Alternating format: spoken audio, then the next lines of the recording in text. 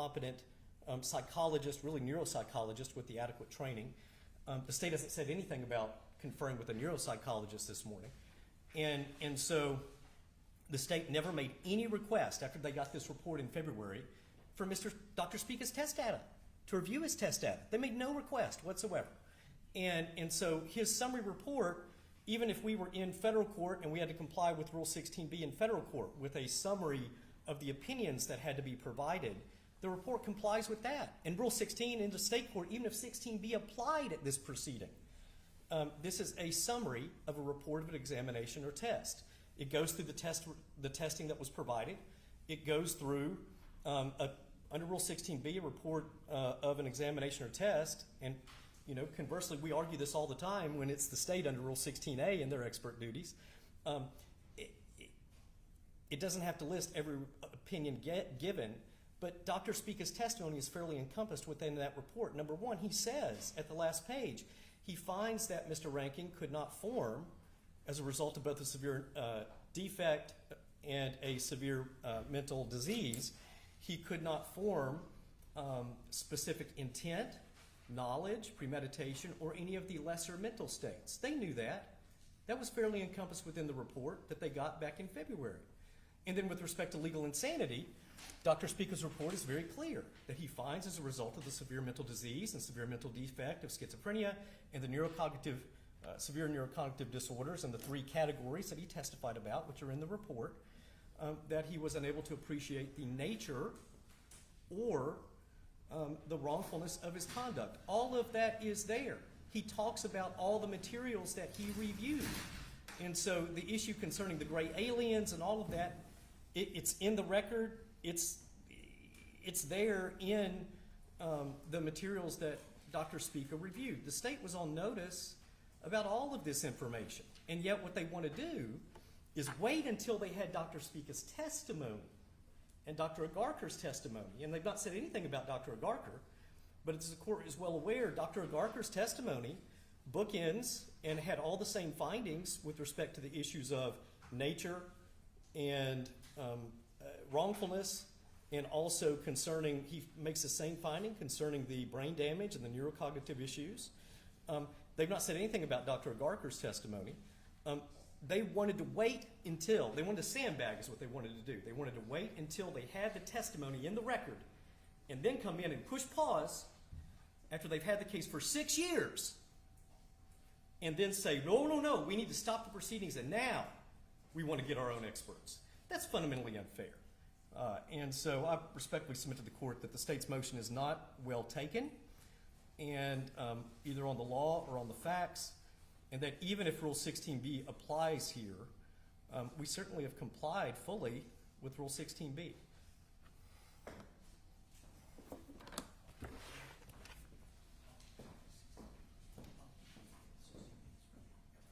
Mr. Norman, we'll get to you here in just a minute. We're waiting for a public defender to come over, somebody to come over. Your Honor, respectfully, as you have the report and you listened to several hours of testimony and cross-examination of Dr. Spica yesterday, towards the end, after the lunch break, I think what is the most telling and perhaps is what is driving this request that you suspend and bifurcate this hearing is when I had Dr. Spica for the first time walk through every single test, neuropsychological test that he administered of Travis Reinking. Prior to then, he had simply said that Travis Reinking had performed in a normal range. And when I asked him those questions, his responses were both non-specific, and he was unable to testify with certainty as to how Travis Reinking performed on each test. He lists at least 30 tests, and he testified that there were some of them that included subtests. So we're well over 30 tests, and he lists in his report three, which he says that he did not perform adequately on or below normal range. There's no way that we could know that he would come in here and testify without specificity or certainty as to the results. Although he couldn't come in here with the data, as I understand is their practice, He could have come in here with exact responses to these questions. He didn't do that. The state could not anticipate his failure to do so because it's not in the report. We could not know how he would testify. Were you not allowed to interview him or talk to him before this hearing started on Monday? Your Honor, the point though is, No, that's my question. You're saying that there was no way for you to know what his response would be to all the cross-examination you did yesterday. I'm trying to find out, did he not make himself available to speak to the state? Your Honor, I do not know, but I will say that we expected him to come in and answer the questions directly and specifically and honestly. And it is clear from his testimony that regardless if we think he provided false testimony, the court record reflects that he couldn't provide honest testimony because each time he said, I think, I believe. This is a decision that the court has to base in large part on his testimony. Dr. Agarkar's finding that Travis Reinking had brain damage relates wholly back to this report. So he's not saying, he didn't conduct any of this independent testing.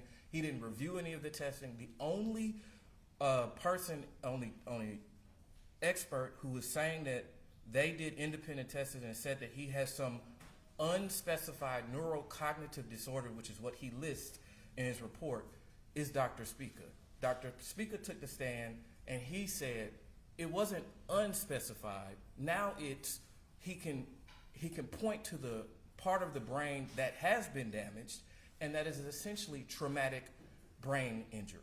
That is significant and far beyond the scope of this report. The state could not anticipate that he would testify to that extent. And as such, we are asking for the opportunity before this court makes a decision based on this record, which we think is far too vague and does not include a sufficient basis for the court to make a ruling that could potentially overturn a conviction by a duly impaneled jury of Davidson County citizens.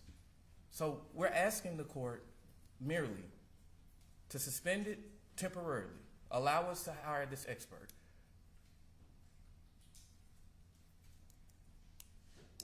Why didn't you, I've asked you about interviewing him in preparation for this proceeding. Now I'm going to ask you, why didn't you consult with your own independent expert before this proceeding? Your Honor, as General Moore explained, we received these reports. It was our expectation and our anticipation that these witnesses would take the witness stand, testify truthfully with specificity and within the confines of their report. Dr. Speaker didn't do that. He went well beyond. He did testify within the confines of his report until you began the cross-examination where you were asking individually about each one of these tests. But he went beyond it in other ways. If you look at his report, he talks about that Travis Reinking said that he was commanded by God. When you ask him questions, he said he thought he was killing aliens. That's not in his report. It may not be in his report, but his report relies on other materials in which he did testify or did have information about aliens and talking to God. His report wasn't limited to his testing. His report included all of page 1 and the top part of page 2, which is the hard drive that was submitted and considered by him according to his testimony. And Your Honor, that testing, as you recall, when I asked him on cross-examination, he said he was here to provide the results of the testing. That's what he did. But he didn't provide the results of the testing. He didn't provide them in his report, and he didn't provide them to the court. And so the court's record that upon which you are to make this decision is lacking. It's lacking. And the only way that the court can get this information is if the state is able to retain an expert and allow them to review this and present this testimony both on direct and cross-examination, be challenged by both of the parties and the court as to what it says. Now, if our trusted forensic psychologist who we spoke with had told us, hey, Dr. Speaker's 100% on point, I doubt we'd be here. I do. But when we go and ask somebody who knows, and confirms what we were thinking, then we have to come that he didn't give us specifics and he didn't give us certainty, and that he went beyond what could be anticipated or expected, and that he left this court record vague. And therefore, this is not a proper foundation upon which the court can make such a significant decision. Well, I guess get an affidavit from your expert before tomorrow morning. We're gonna proceed with that. If we bifurcate it, we'll just have him come in another day. But let's get an affidavit from him so I have some idea of what you're talking about. I appreciate that, Your Honor. With regard to your proceeding forward, the testimonies of Luke Evans, Paul Bruno will be, and potentially Mr. Raymond, will be significantly, potentially impacted by the results of this. Why? Because essentially, If they never talk, and I don't know what they're gonna testify to, Sure. but if they never spoke to a neuropsychologist, what difference does that make what these neuropsychologists end up saying about it? well, it matters because of the questions that will be posed to them by both sides. There are certain questions that we would ask of these witnesses that we can't ask until we know what a neuropsychologist who's actually going to give us specifics about some of the results of testing would say. You're suggesting that you're gonna be asking them some questions about neuropsychology, right? As it impacted their investigation and their preparation for Okay. defense. And my question, the first question is, did they ever talk to one? Well, If they never spoke to one, it doesn't matter. well, What the testimony would be from however many neuropsychologists are brought in, if they never addressed and met with or had a consultation with a neuropsychologist, it doesn't matter what questions you ask them. I don't know, I never talked to one. Whatever the case may be, I'm missing that point. well, Your Honor, I'll allow you, Ms. Norman, but I'm just missing that point. Judge, the purpose of that request is that it's our belief that Dr. Speaka's testimony yesterday, that was inaccurate information that he provided. The conclusion that he came to, and the conclusion that he came to, that Mr. Reinking performing badly on these 3 tests would make it to where he, number one, cannot have any specific intent ever. He basically testified that he shouldn't have been found competent. But he went beyond that and answered your question as to committability, to which there was no foundation as to what. Well, I'm gonna tell you now, I'm not even gonna, that was a curiosity thing. Committability has no relevance in this hearing. Well, and part of the problem is he testified that the issue with Mr. Reinking's brain that he diagnosed was such that he was very emphatic with Your Honor. There was absolutely no chance he would be released. We have no idea where he's getting that from, but Judge, I mean, that. I recognize that. That is it was brought up by somebody in the questioning, I think from the state. And I just followed up on it, but it is irrelevant to the purpose of this hearing and will not be considered or weighed in any manner whatsoever in whatever decision is made. And the state's position. That I can assure you. Yes. It is totally irrelevant. I understand that, Your Honor. Dr. Speaka's opinion that he gave you in answering that question, that is not in the report, that he is suffering from that type of brain damage. It's also not in his report that he all of a sudden came in here and now he can say he had this brain damage 6 years ago. that is the part that the state feels that the court was provided with inaccurate information. Well, except, and that's where, and just trying to get to the details of this, he says, taken together, the symptoms of, let me see, the symptom validity and effort assessment findings suggest the examinee did not attempt to exaggerate, blah, blah, blah. During the examination, Mr. Reinking provided conversion and consistent evidence of neurocognitive deficits representing a severe mental defect, and then he specifically outlines them. And then he goes on to page 4.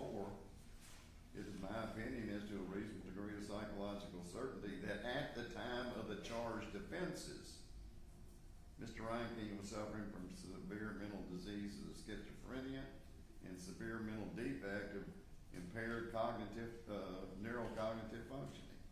And the state submits that he doesn't have a basis to say that. That he can't say that head injury could, I mean, if he has a head injury, that could have occurred after the incident, during the incident, not before he went in there. That he is not, that report does not specify that this injury could not have occurred afterward that he is saying he detected. It definitely does not say that he suffered from the type of brain injury that he testified to. The diagnosis, which is the ultimate, I mean, that is his report, but the diagnosis is, that is unspecified. He did not come in here and put on testimony about unspecified. To respond to what Your Honor was questioning General Dowdy about, the reason that we're asking to wait to have the defense attorneys testify is that once we have our expert evaluate this, there are going to be questions about symptomology that the defense attorneys who spent years with him, that it's their interactions. It's not about them talking to another neuropsychologist. It's their interactions with Mr. Reinking.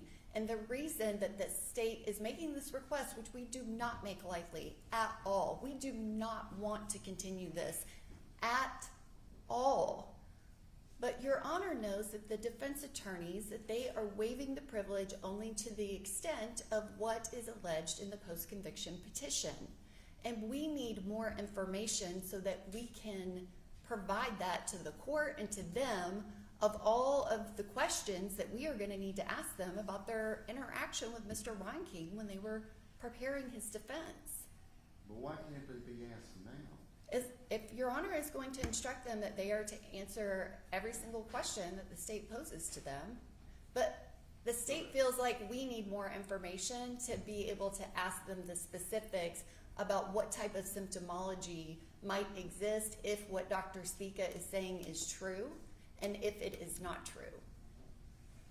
Give me an example. Well, part of it is I'm not a forensic psychologist, Your Honor. I mean, if someone is suffering from that type of brain injury that he described yesterday, are they going to be able to recount to you something that they said 6 years before? Are they going to be able to recount to you something they said a year before? Is it memory loss that's only for the last 2 months? Is it going to be memory loss from 30 minutes ago? Like, what type of, he testified that there's memory loss. The tests that he says that he failed on, those are tests that indicate dementia for older people that have memory loss. There's nothing about those tests that equate to the brain damage that he testified to yesterday. Those tests, that is not, you get a low score on that test and all of a sudden you have brain damage. That's not the outcome.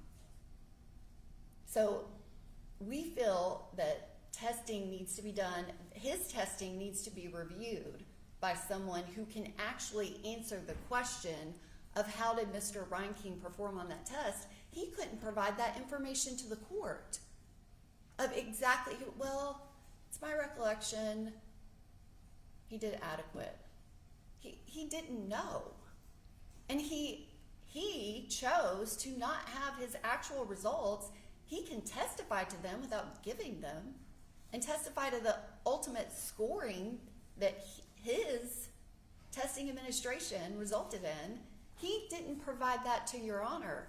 That's where the state feels like this is not sufficient testimony for this court to consider because it was incomplete. It very well may be inaccurate. And let's say that is true. I still don't see how it influences the examination and cross-examination of the attorneys. Well, And if it does, we can bring them back or something, I don't know, but this case has been pending for 6 years. Mental health has always been the central issue of this case. There have been reports submitted, and I understand, you know, he didn't put down his scoring as to each individual 31 tests. He gave the results of what his testing showed as to 3 specific areas, okay? But again, it has been 6 years, and there's no question that the petition and the amended petition and the third amended petition, or however many we have now, and over 200 pages of pleadings that were filed in conjunction with this matter, focused primarily on mental health issues and his mental diseases and or defects. And I don't understand why the state, when they got this report from Speaka, didn't pick up a phone and say, hey, we'd like to speak to you about your report. That just puzzles me. I mean, there's no question that the central issue before this court has always been, and the jury, whether or not he was capable of appreciating the nature and wrongfulness of his acts. And that's in the report. He's saying, no, he's not. And I agree that the mental defect is the first time it's brought up, but it seems to me that's why you gotta either talk to him or have someone look at it. and Your Honor, the And state. I'm not saying I won't allow that part of it, I just don't see the need to suspend this proceeding to deal with these attorneys. Okay.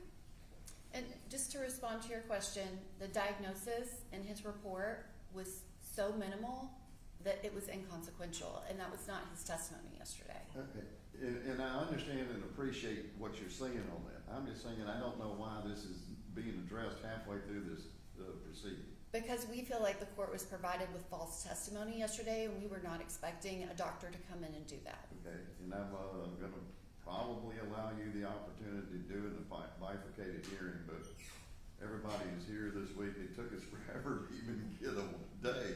It'll be a lot easier to have a hearing with just one expert than it will be to have an expert and 3 lawyers.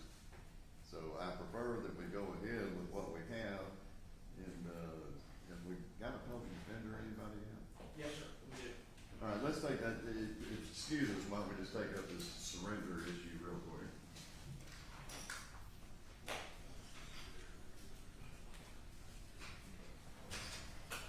Jeremy?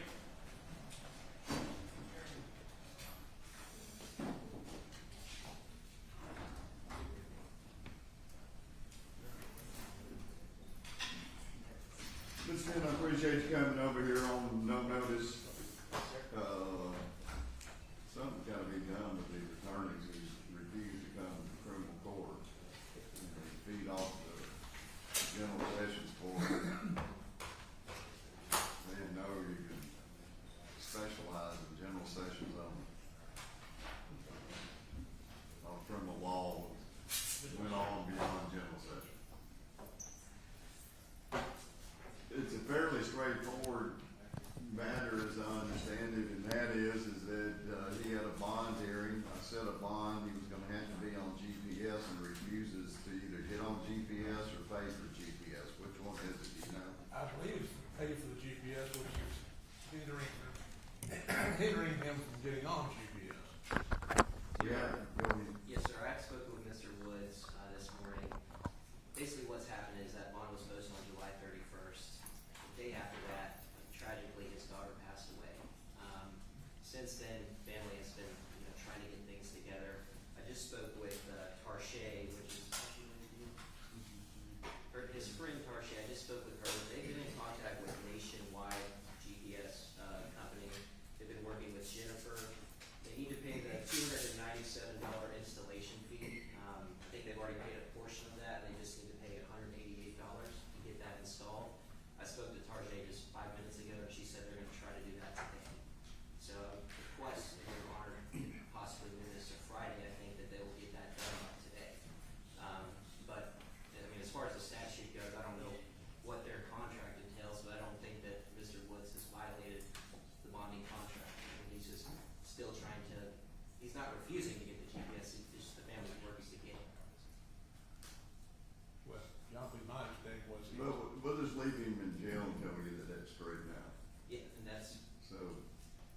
be here Friday, I've got another obligation in another county, but, if something needs to be signed by the court, I can get by or get another judge to sign it. Yeah, there's one question I had that kind of brought up here today. Is he allowed to get just the GPS tracker of his choice? No, it's gotta be the court approved That's what I thought. tracker. I don't know, I need to check and see, I haven't heard of the nationwide company, but I would assume.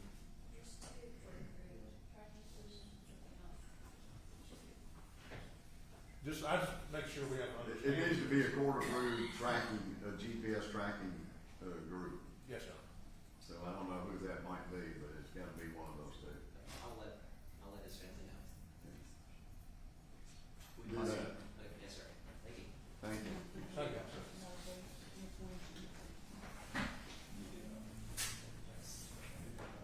All right. You understand? I can't let what the state just put in the record go unchallenged. All right. Could the court allow me to comment? So there have been some very strong words, false testimony thrown about in the record today concerning Dr. Spica, who sits on the board of psychologists in Tennessee, was appointed by the governor to sit on that board. And there were so many inaccuracies. And you talk about evasiveness, the court's questions, counsel for the state couldn't even answer the court's questions on these issues. There's so many inaccuracies factually and scientifically about what the counsel for the state, each counsel for the state who got up and talked, said that I want to emphasize a couple of things. Number one, that they've had this report, as I said, for over 5 months now, and made no attempt to contact Dr. Spica. Dr. Spica sits on it. I mean, he works for the state. He's on the board of psychological examiners, and he does work for prosecutors' offices. And so they made no attempt, and defense counsel too, and has a clinical practice. They made no attempt to even reach out to him before now. And they had a report that listed every single one of the tests that he conducted.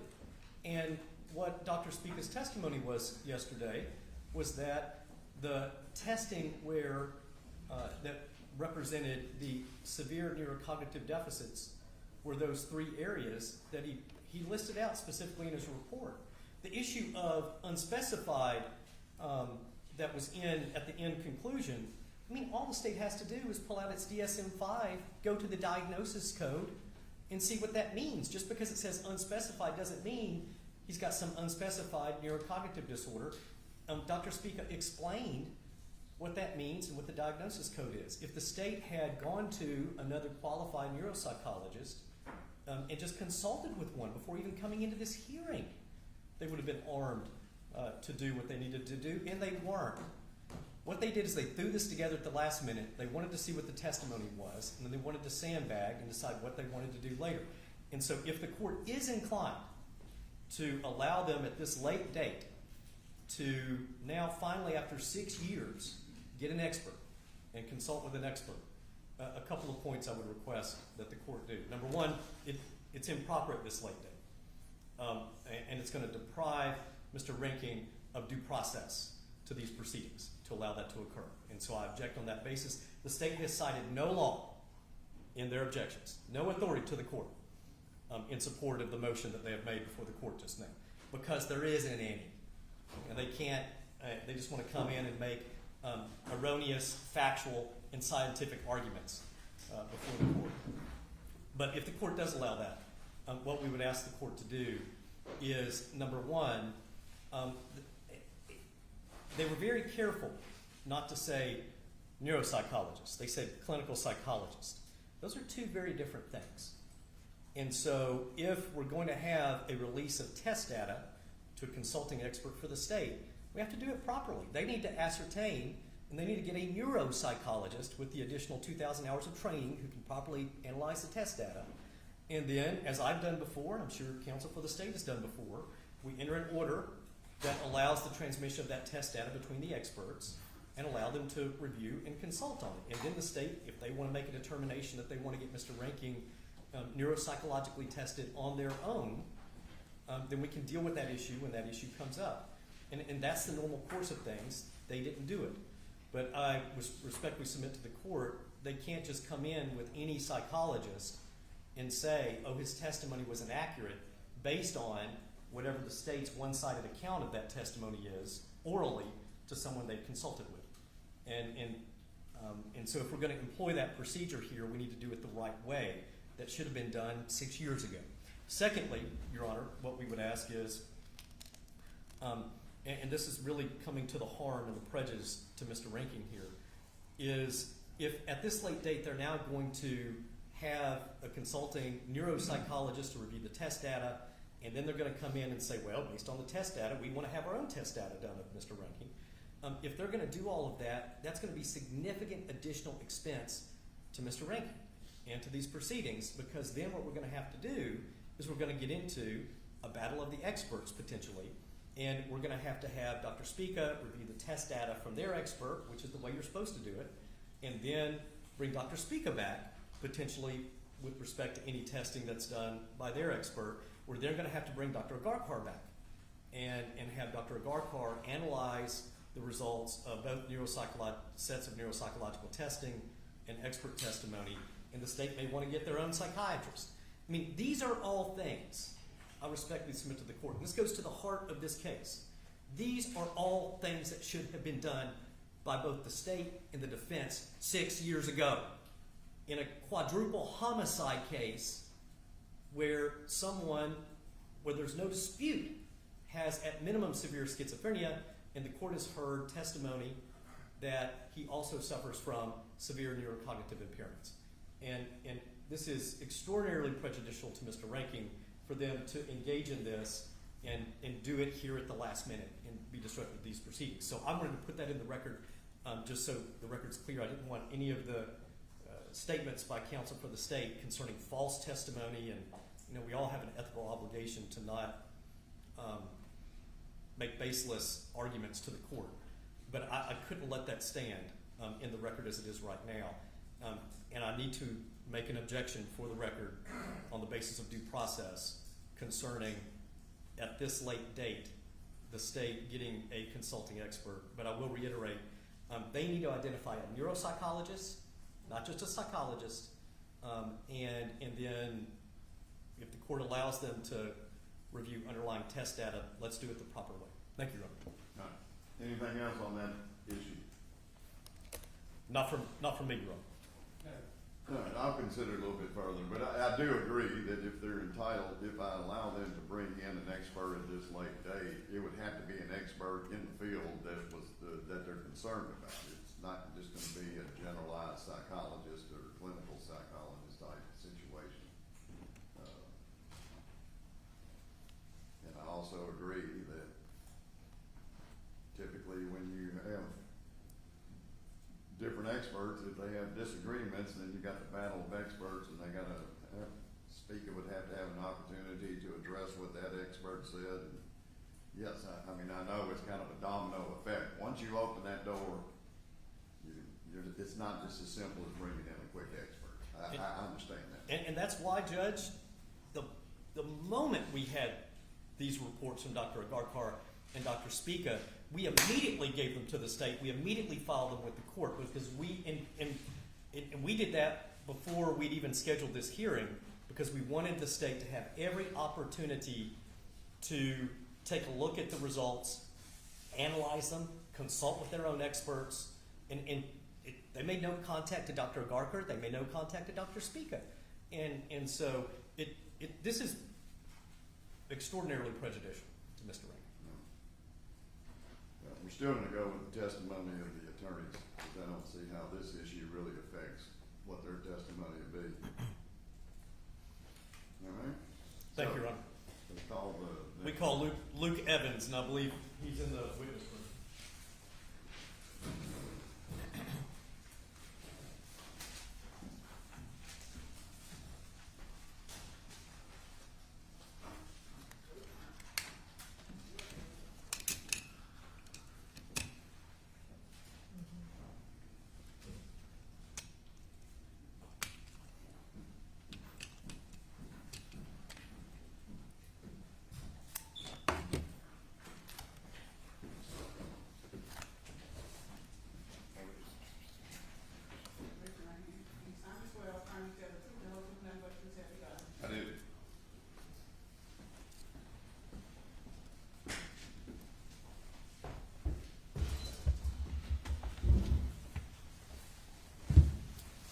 Morning, Mr. Evans. Morning. Please state your name. Luke Evans. And Mr. Evans, are you an attorney? I am. And where is your primary geographic area of practice located? Middle Tennessee, but I go all over the state. And you've practiced in East Tennessee, Middle Tennessee, West Tennessee, is that correct? That's correct. And what's your primary area of practice? Criminal defense in both state and federal court. And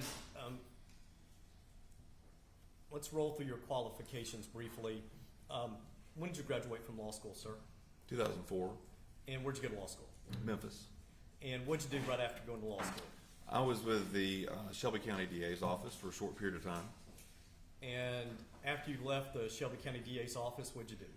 So I was in private practice for a short period of time in Memphis, and then I shortly thereafter took a job with a firm in Murfreesboro. And have you been at a version of that firm ever since in Murfreesboro? I have since 2006. All right. And did you have occasion to be involved in the representation of Mr. Travis Reinking? I did. Explain to us when you got involved in the case and the circumstances of when you got involved.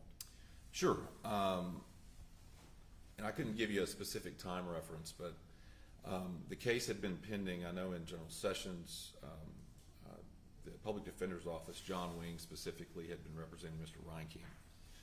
And Paul Bruno at that time worked at my firm, and he ended up getting a call about potentially representing Mr. Reinking in the case. Sometime after that, we met with Mr. Reinking, met with the family several times, and eventually engaged. At the time that you got involved in the case, had the case already made its way through General Sessions Court? It had. And had the case already been indicted up in criminal court? It had. Had the case been in criminal court for roughly 5 months? Or do you recall? I don't recall. To your knowledge, was it not, it hadn't been pending for a year yet? No. At the time that you got involved in the case, had the Public Defender's Office already gotten some expert assistance involved in the case? So by the time I was involved in the case, I believe the court had ordered expert assistance. I don't think it was specifically sought by the Public Defender's Office. Well, I'm gonna back up. Let me rephrase that question to be a little bit more specific for you. In criminal court, and when I'm talking about expert assistance, I'm not talking about the forensic evaluation, mental health evaluations done by Vanderbilt or Tennessee Mental Health that were ordered in Sessions Court. But in criminal court, had the Public Defender's Office gotten a mitigation specialist involved at the time of your involvement? That, as I recall, they had. I think her name was Mickey Rushton. And was Ms. Rushton, at the time of your involvement, in the process of gathering together records and getting background information, family information concerning Mr. Reinking? Yes, And did she continue on after your representation? she did. And was she funded during the course of your representation under Tennessee Supreme Court Rule 13? Yes. And at some point in time, did you all have you and Mr. Bruno, have a jury consultant in the case? We did. And was that Ms. Denise Delarue out of Atlanta? It was. And was she also funded pursuant to the indigency funding process under Tennessee Supreme Court Rule 13? She was. Even though you and Mr. Bruno were retained? That's correct. I mean, Mr. Reinking himself was indigent, and we had been gratuitously retained by his parents. And so the fact that you were retained did not affect your ability to go to the court and to get the expert assistance that you needed. Is that right? No, not at all. So at the time of your involvement, did you already have a preliminary report from Dr. Wood at Vanderbilt concerning Mr. Reinking's schizophrenia? Yes. And what do you recall about that initial report? I initially recall from that report that obviously she had found that he suffered from severe schizophrenia and had already opined at that time, I believe, that he was insane at the time of the offense. And did she recommend that Mr. Reinking be hospitalized at Middle Tennessee Mental Health? She did. And did she find that Mr. Reinking was, even at the time of her evaluation and testing of him, just delusional and not competent? That's correct. Yeah, he was deemed incompetent for prior to my representation, had been deemed incompetent for some period of time. And did Dr. Wood ever have an opportunity to evaluate Mr. Reinking after he had been restored to competency by Middle Tennessee Mental Health? To your knowledge? Not that I recall, but she could have. I just don't recall that sitting here. And certainly in criminal court, after you had the case, did Dr. Wood ever do any further evaluation of Mr. Reinking? No. And after you got involved in the case, you also had a report from a Dr. Eisen from Middle Tennessee Mental Health. Is that right, sir? That's correct. And what did that report from Dr. Eisen, to the best of your recollection, convey to you? So, as I recall, it was two things. One, he was sent to MTMHI to hopefully get him competent through medication.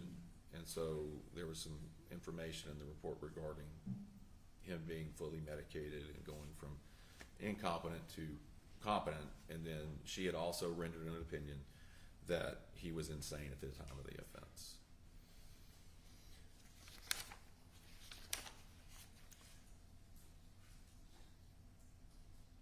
Did her report, to your knowledge, indicate that he was unable to appreciate the nature of his conduct?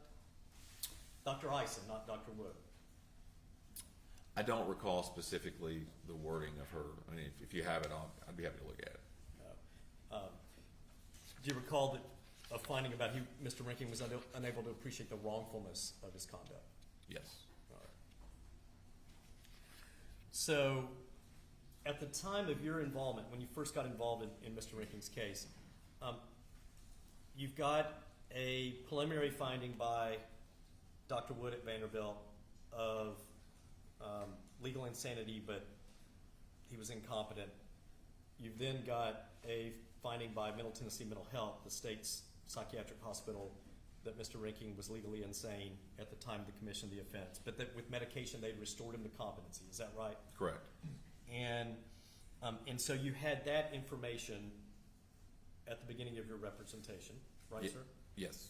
And then you also had the benefit of Ms. Rushing, the mitigation expert, who was gathering information initially for the public defender's office, but now for you. Is that Correct. right? When you started your representation of Mr. Reinking, did you attempt to obtain a consulting psychologist or psychiatrist to help you understand the findings of Dr. Eisen or the findings of Dr. Wood? No. And I felt like their opinions were pretty clear. I understood them. You understood them. And did you ever have a discussion with Dr. Wood about additional testing or examinations that would need to be done of Mr. Reinking now that he had been restored to competency, and to investigate his mental health at the time of the commission of the offense? I don't recall us ever having that specific discussion, but she had already opined, along with MTMHI, as to his mental condition at the time of the offense. I didn't believe there to be anything worthwhile about getting her to retest him after the fact, because whether he was competent and then restored back to competency later, in my opinion, would not have affected that. Yeah, and that wasn't what I asked you, though, Mr. Evans. So let me ask it again, okay? Maybe I didn't understand your question. Yeah. Did you ever consult? I'm just saying consult. I didn't say ask Dr. Wood to retest. Did you ever consult with Dr. Wood about the fact that her initial evaluation was done before Mr. Reinking had been restored to competency, and what sort of evaluations would need to be done in order to investigate his mental health issues once the case was in criminal court. Did you ever have that discussion with her? Not that I recall. Okay. And the same thing with Dr. Eisen. Once you had the case in criminal court, did you ever have a discussion with Dr. Eisen about what further evaluations or experts potentially you would need to get in order to further explore Mr. Reinking's mental health issues once you had the case in criminal court? Not that I recall. I mean, we would have talked to them about their opinion that they rendered initially, but I don't know that I don't recall us ever having a conversation about, do you need to do more testing? Right. Or if you need, not just you need to do more testing, but if we were going to have additional testing done or get additional experts involved, what would that be? No. You never had that conversation with them. And this is kind of a sub-part of those two questions, but did you ever talk to them about the importance of whether or not you needed to consult with a forensic psychiatrist? No. And did you ever consult with your co-counsel, Paul Bruno, about investigating diminished capacity evidence in criminal court? No, I mean, I considered it kind of in passing, you know, right when we got on the case, when I was evaluating everything, but I don't know that we ever had a conversation about it, because I pretty much discarded it after thinking it through myself, and I don't know that Paul and I ever talked about it. Okay. You don't recall any discussion with Mr. Bruno about it specifically, do you? No. And when you say that you considered it yourself, was that something you just kind of considered among yourself, just in your head, when you initially got involved in the case? Yeah, when we initially got the case and I reviewed the reports. The reports from Dr. Wood and Dr. Eisen. Did you reconsider that decision as you continued to get information about Mr. Reinking's medical records, school records, family background, and information from the mitigation specialist, Ms. Rushing? I did not. As you got this additional information from Ms. Rushing, did you ever, as this information was coming in, have additional discussion with Mr. Bruno about doing a further investigation into Mr. Reinking's mental health, such as consulting with a psychiatrist, consulting with a psychologist, consulting with a neuropsychologist? So Mr. Bruno and I had several conversations about whether or not to bring in a defense expert other than MTMHI and Vanderbilt. I mean, we discussed that frequently. The family had multiple questions about that. We discussed it with the family frequently. We discussed that with Mr. Reinking as well. Our ultimate decision was to not do that. And I understand that. And I know your ultimate decision was not to do that. I'm gonna ask you some more questions about that. But let me go back to the question I asked you. After you got this additional information from Ms. Rushing about Mr. Reinking's background and circumstances, his medical history, his psychiatric history, you all did not consult with a psychiatrist, a psychologist, a neuropsychologist about what else needed to be done in light of Mr. Reinking's background and circumstances? We did not.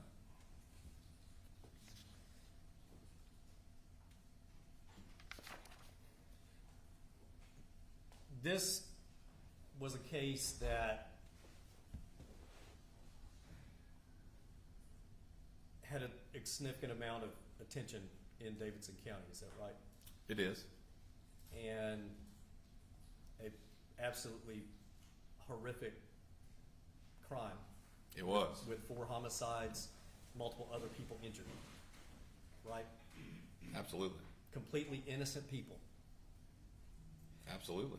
And was your only defense in this case, in representing Mr. Reinking, what was going on in his mind at the time that he killed people?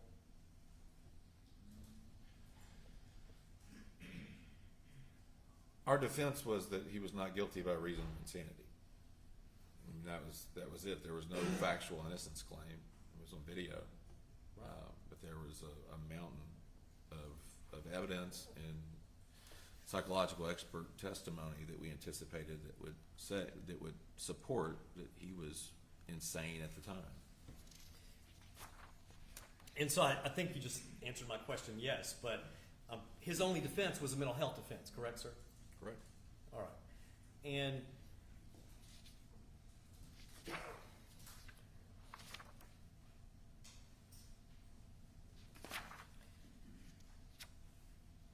have you had occasion to have a case before where you had a client who had severe schizophrenia? Yes. And in your experience, have you had the opportunity in a case where your client had severe schizophrenia to consult with a psychiatrist? Yes. Psychiatrist, psychologist, neuropsych, I mean, different. I'm going to focus on psychiatrists for a second, if you don't mind, Mr. Evans. And did you know the impact of untreated schizophrenia on cognitive functioning? I'm aware of it generally, but I wasn't really thinking about that with Mr. Reinking. And so you didn't consult with a psychiatrist about what other areas of testing should we do to explore what other problems he may have mentally other than the schizophrenia itself? I did not.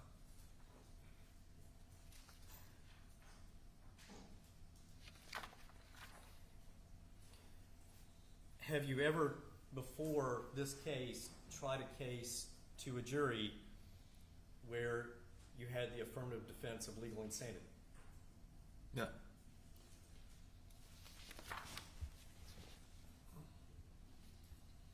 Do you know whether or not a psychologist can treat schizophrenia?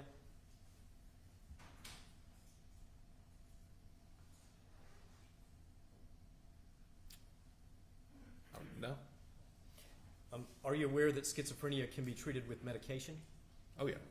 with antipsychotics? Yeah.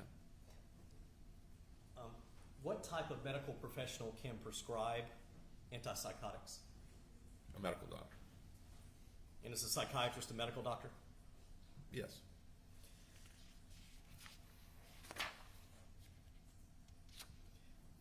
Are you aware of Tennessee law on diminished capacity evidence?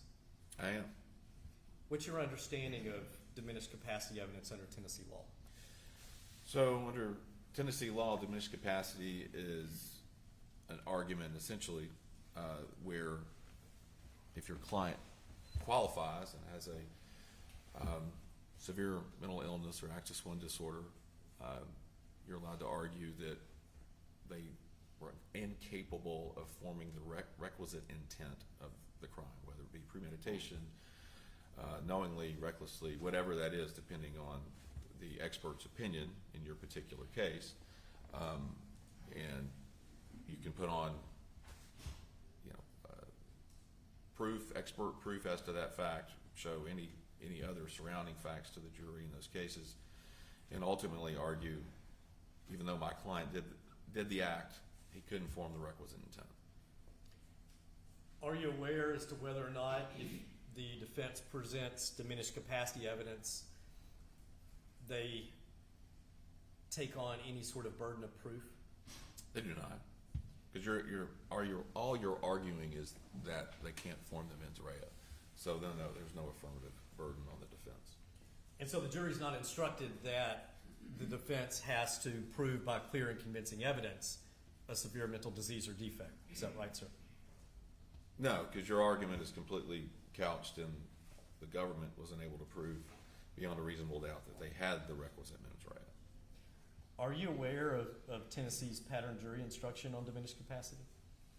It's been a minute since I looked at it, but yes, I've used it on several occasions. And Mr. Evans, I'm going to place TPI Crim section 42.22 on the screen in front of you. And under that pattern jury instruction, does the defendant's mental disease or defect have to be severe?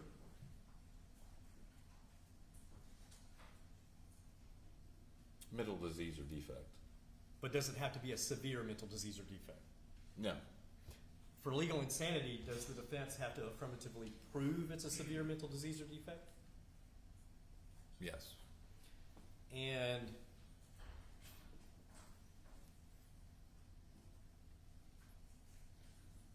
under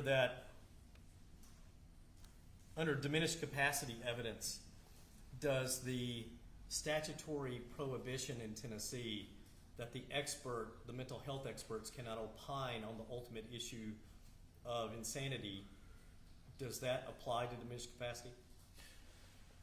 If I'm understanding your question,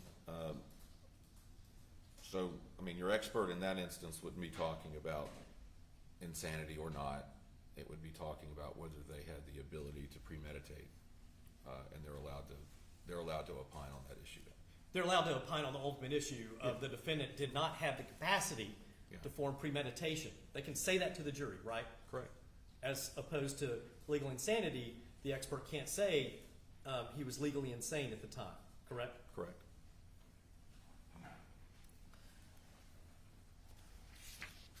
Have you had occasion to try cases to a jury where you've submitted diminished capacity evidence? I have. How many? 2. And what was the nature of your client's mental disease or defect in those cases? So, I'm trying to recall. Neither were schizophrenia. I think one was PTSD, severe depression. They may have been both of those. I'm trying to think of what the Axis 1 disorders were in those cases, but that's what I recall. And when you say Axis 1 disorders, you're talking about the different axes that are in the DSM, the Diagnostic Statistical Manual 5 text revision, correct, sir? Correct. Right. And that's the diagnostic manual for psychiatric disorders, Correct. Okay. And so in those prior cases that you tried where you presented diminished capacity evidence, those were not cases where your client suffered from severe schizophrenia. No. And so when you first got involved in Mr. Reinking's case and you considered just to yourself whether or not to investigate diminished capacity evidence, you had never presented diminished capacity evidence before about severe schizophrenia. That's correct. Have you attended any seminars or trainings on presenting mental health defenses, for example, from the National Association of Criminal Defense Lawyers? Oh, yes. And have you attended any trainings or seminars on presenting mental health defenses by the Tennessee Association of Criminal Defense Lawyers? I have. I've also attended training put on by FD.org and the Capital Defense Project related to that. And FD.org and the Capital Defense Project, that's the capital defense arm of the U.S. Administrative Office of the Courts Federal Defender Services, correct? Correct. And those of us that handle and defend capital cases, we will get training in those areas from the different organizations you and I have just spoke about. Is that right? That's right. Okay. Are you familiar with the United States Supreme Court case Ake versus Oklahoma? I am. from 1985. Yes. And are you familiar with whether or not that decision talks about the critical importance of the defense having a psychiatrist to consult with the defense in investigating mental health issues? Yes. And the importance of having a consulting psychiatrist to help defense counsel understand what additional areas of mental health may need to be investigated, Yes. and the importance of having a psychiatrist to conduct an independent evaluation ex parte of the defendant concerning the defendant's mental state at the time of the commission of the offense. Yes. And by ex parte, that means that never has to get disclosed to a court or to the state or publicly, right? That's right. In theory, that's right. And well, it's more than in theory. It's what the it's what the case says, right? Well, I mean, the in theory part of it is absolutely the case says you have a right to that. The practical side of this is someone's in the jail and they have an expert go meet with them in the jail. Their name goes down in a jail log, which the other side can look at, and if they're monitoring those jail logs, they get to look down and go, oh, I see that Dr. So-and-so met with, in this instance, maybe Travis Reinking, which, they don't get to, the state doesn't get to know what's talked about. That remains ex parte, but the mere fact that someone did consult could be made apparent to the opposing counsel. Well, let's talk about that for a second. Have you ever had occasion to ask a court for an order under 8 to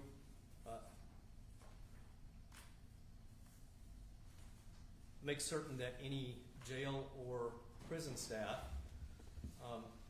do not disclose any mental health evaluation that the defense is doing independently to the DA's office or to law enforcement? I've never sought You've never such an seen order. that? I've never sought such an order, no. And you've never asked for one before? Nope.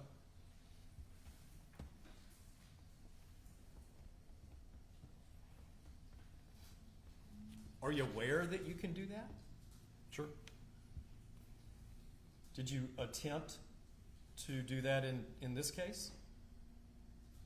No, because we didn't feel it necessary to have an expert to consult and go see Mr. Reinking.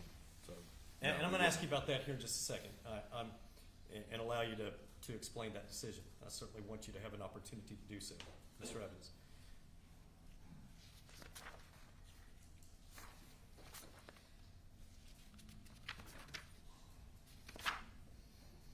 Did you conduct in this case,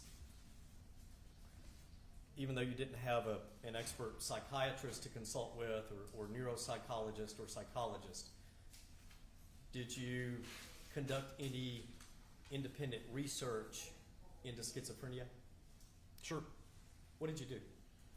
I mean, I looked at the DSM, looked at some journal articles, different things of that nature regarding schizophrenia. And I had other materials that I had reviewed that I'd gained from other cases. Because I have represented clients with severe schizophrenia that did not resolve in a trial. And so I had other materials that I referenced. But you said just a moment ago that you were unaware that untreated schizophrenia can create neurocognitive problems, degenerative neurocognitive problems. No, I think my testimony was I'm generally aware of that. You're generally aware of that? Yeah. Okay, maybe I misheard you. Yeah. So you are generally aware that long-term untreated schizophrenia can cause neurocognitive deficits. Yes, generally. Generally. And did you do any research about that specific to this case? No. Did you research neurocognitive deficits specific to this case? I did not. And as you got the additional history in concerning Mr. Reinking's background and circumstances, and you did not research whether or not there could be some neurocognitive deficits beyond the schizophrenia. I did not.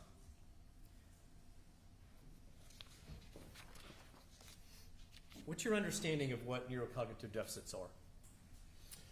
So, neurocognitive deficits would be some,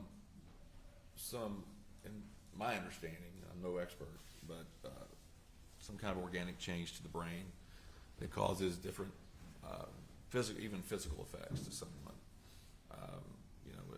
In neuropsych testing, they measure your arm lengths and all sorts of make measurements in your body to show how certain neurocognitive deficits can affect you physically, not just mentally. There are also deficits that can change permanently the way your brain functions, even without physical attributes changing. So your understanding, and I want to ask you about this, so your understanding of a neuropsychological deficit is an organic issue with the brain? Can be. Is that the only No. issue concerning neurocognitive deficits? No. So when you say the way the brain works, the way the brain functions, are you familiar with a sort of non-medical term that lay people will use for neurocognitive deficits? Another word for neurocognitive deficits? Not off the top of my head, but I'm sure you can share it with me. Brain damage? Oh, Have you heard that? Yeah. Okay. Are you aware that that's one way to describe a severe neurocognitive deficit? Absolutely. I've had, unfortunately, several clients that had brain damage. Such as someone who may get in a severe car accident, right? Absolutely. Or someone who has had some other impact to their brain, like years of untreated severe schizophrenia. And untreated PTSD Right. also has the same effect. Right. Just untreated mental health issues and the problems that they can cause long term with the brain if they're not effectively treated. Correct. Did you agree with me? Mhm. Okay. So, obviously, you know the significant issue in this case, and you have been provided the pleadings that have been filed. Is that right, sir? Correct. And as a result of having those pleadings, you have the affidavits and the reports submitted under Tennessee Rule of Criminal Procedure 33 from Dr. Bhushan Agakar and Dr. Malcolm Spica. I do. And are you aware that Dr. Bhushan Agarkar, if I can pronounce it correctly, is a forensic psychiatrist? I am. And are you aware that Dr. Malcolm Spica is a forensic neuropsychologist? Yes. And are you generally aware of Dr. Spica's finding concerning Mr. Reinking's brain damage? Yes. And his finding that Mr. Reinking could not form the capacity as a result of the schizophrenia and the severe neurocognitive deficits to form premeditation, specific intent, or lesser mental states? Yes, I read that in his affidavit. And that Dr. Agakar has the same findings? Yes.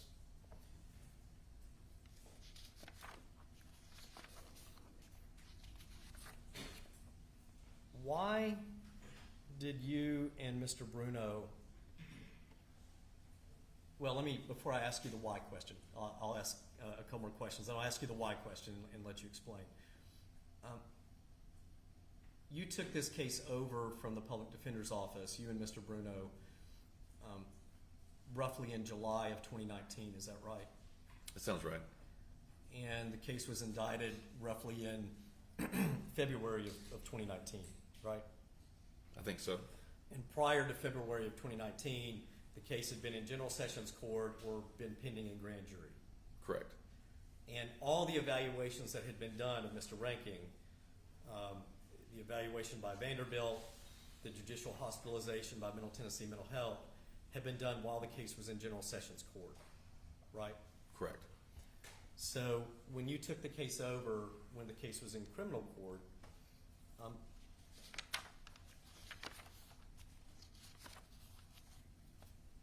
did the state have any sort of expert at that time, No. other than its own state mental health hospital? Correct. What's your understanding of the law as to whether or not the state could have gotten another expert to evaluate Mr. Reinking after both the county evaluator and the state hospital had already evaluated him? They could have.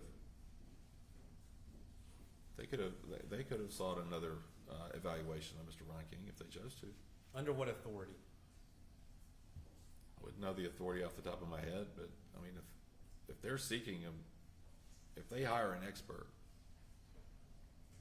and they want to have him evaluated so that they can consider whether they're going to put on their own expert proof, it is common practice. I mean, it's allowed. They're entitled to have their own expert go to the jail or go wherever the client may be and do a mental health evaluation, their own mental health evaluation. So I'm going to break this down for a second.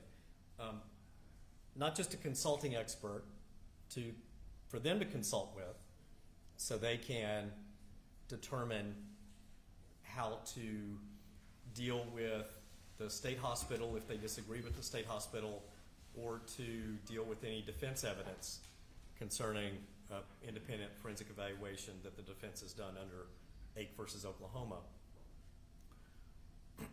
But you believe that they can also take yet another bite at the apple to evaluate the defendant again after evaluations have been done by the county evaluator and the state hospital already? I do. I think they would be able to, if they hired an expert, and they might have to file a motion with the court to get it approved through, but if there was an objection from the defense, but yeah, they would be able to have their an expert. All experts start out as consulting experts, right? They don't start out as you're going to trial. And if they need that expert to go in and do an evaluation, or we submit a report from an expert that says our experts met with our client and he finds as follows or she finds as follows, then they have the opportunity, and obviously there's different rules in capital cases and different kinds of proof, but they have the opportunity, at least at some point, to have that expert review all the materials that our expert has or all the materials from prior evaluations and do another evaluation. Do you believe that comes from rule-based authority under Rule 12.2? I'd have to go back and look at Rule 12.2, but I would think absolutely they have the ability to do that. Do you think they have that ability statutorily under the evaluation statute? I'd have to look back at the evaluation statute. In the course of making any decisions about not to get independent evaluations done of Mr. Reinking, or to even consult with a psychiatrist or psychologist concerning Mr. Reinking in this case, did you research whether or not you would have legal arguments under Rule 12.2 or the various statutes concerning mental health evaluations of the defendant, that once both the county evaluator and the state forensic psychiatric hospital had made its findings, that the state could not continue to take multiple bites at the apple to get a different result? No, I wouldn't have researched that. So now let's go to, you explained that you didn't research that issue that we just talked about. You all did not consult with a independent expert just to, even to consult here. Now I'm going to ask you the why question, Mr. Evans. Okay.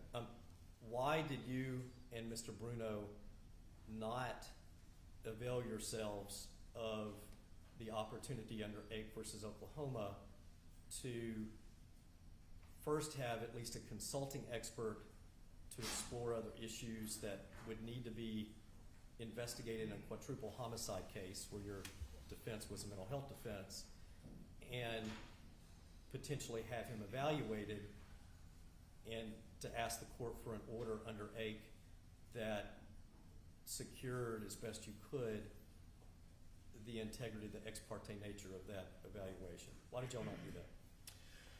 Well, I'll try to go through the reasons that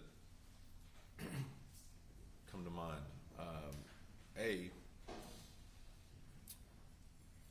We had opinions from Vanderbilt and MTMHI. And so one of the thought processes that we had was those were court evaluations. They did not have, they weren't done that by the defense. They weren't done by the DA's office. They were court-ordered, independent assessments. And if we go in and we start getting an expert and decide we want to call an expert or put an expert out there, is the state going to call an expert? Right? That was one issue. The other issue was, do we need another expert when we have such strong opinions? And we contemplated this over many meetings. Paul Bruno and I did, with he and myself, the family, and Mr. Reinking. And so it wasn't a foregone conclusion that wasn't considered. We considered it multiple times. So we were very focused on, in a jury trial, what's going to be the absolute, in our estimation and experience, the best defense we can put on for Mr. Reinking. And so, in thinking that through, we were at a point where we were going, look, I mean, we've got Vanderbilt, MTMHI. Are we going to muddy the water by bringing in a hired gun? Given the appearance of a hired gun, has the state got its own expert to that? We did not know that they did. If we bring in one, what's that going to lead to, right? That's going to lead to, if we notice that person especially, or if they became aware of that person, they'd get their own. And then we would get further away from Vanderbilt MTMHI, where we believed, solid opinions from two different sources that he was insane at the time of the offense. Yet you didn't have any opinion, and no one had ever explored diminished capacity evidence. No, because I don't think it was appropriate. Why do you not think that was appropriate? Well,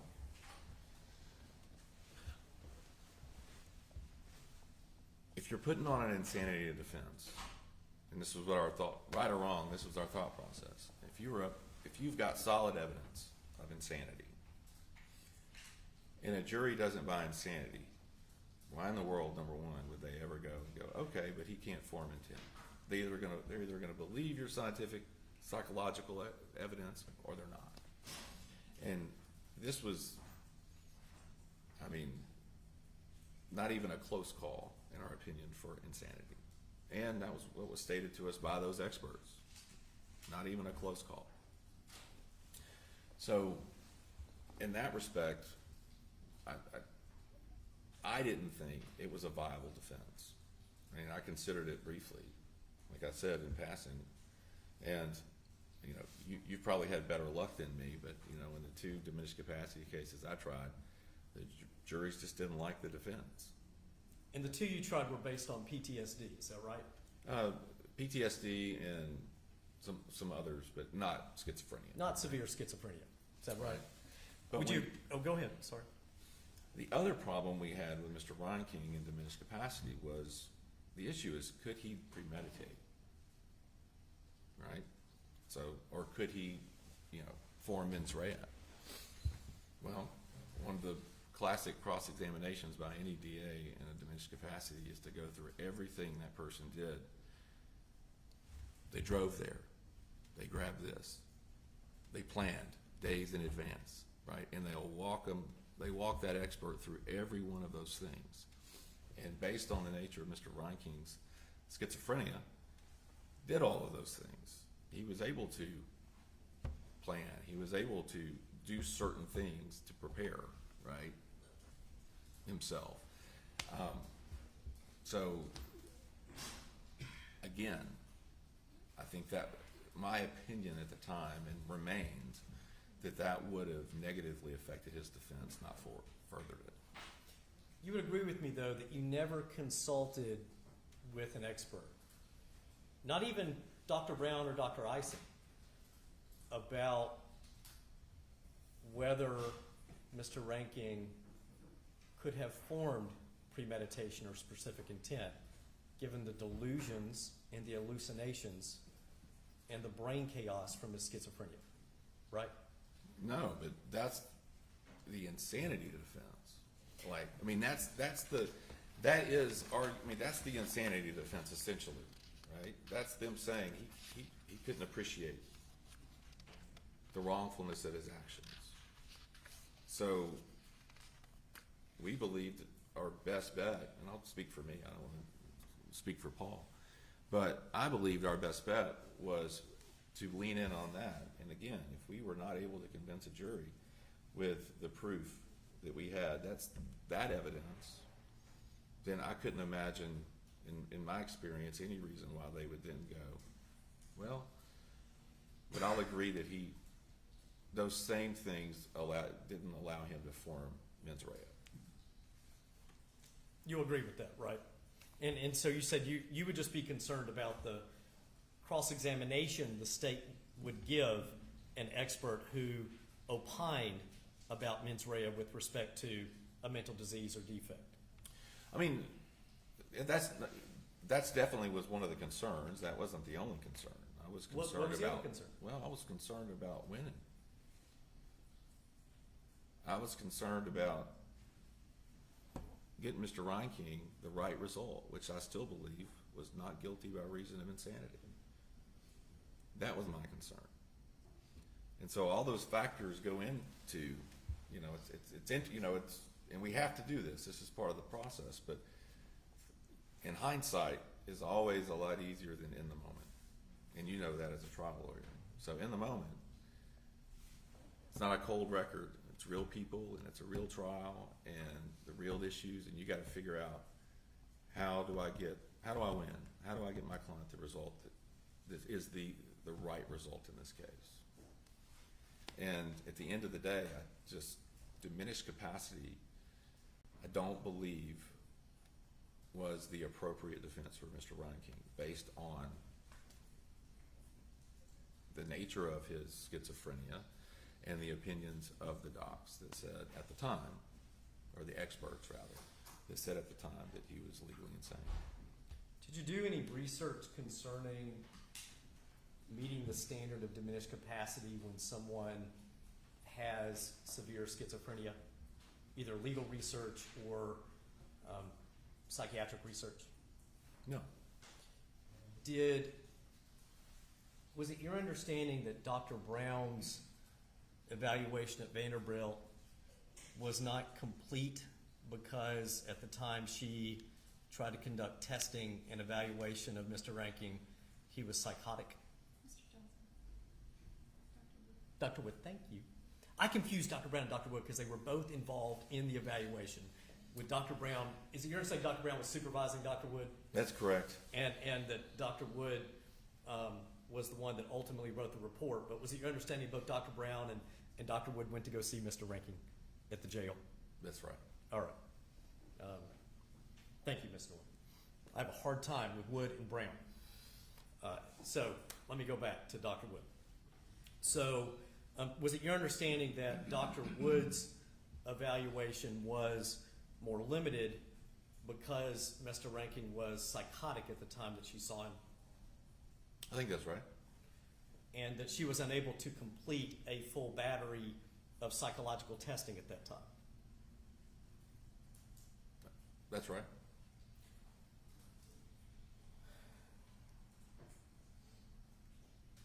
in the course of trial strategy, if you're going to have an expert testify, do you research that expert? Yes. Did you conduct research into Dr. Eisen at Middle Tennessee Mental Health? Yes. Had you researched whether or not she'd ever testified in front of a jury on an issue concerning mental state at the time of the commission of the offense before Mr. Reinking's trial in I believe so. 2022? Yeah, I believe we were aware of that. What'd you find out? I don't think she had.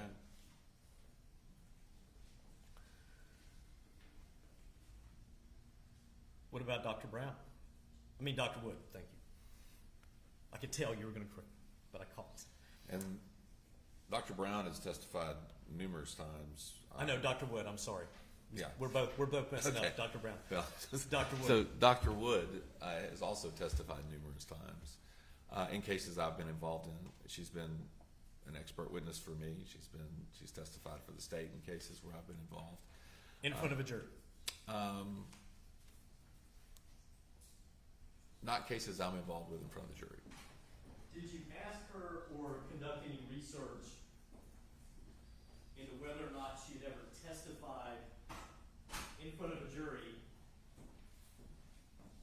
about the elements of legal insanity? Not going to the ultimate issue of legal insanity, but going to inability to appreciate the nature of wrongfulness given a severe mental disease or defect? We would have at the time. I don't recall what that, what the conclusion was as far as whether she had or hadn't. But we would have looked at that as well.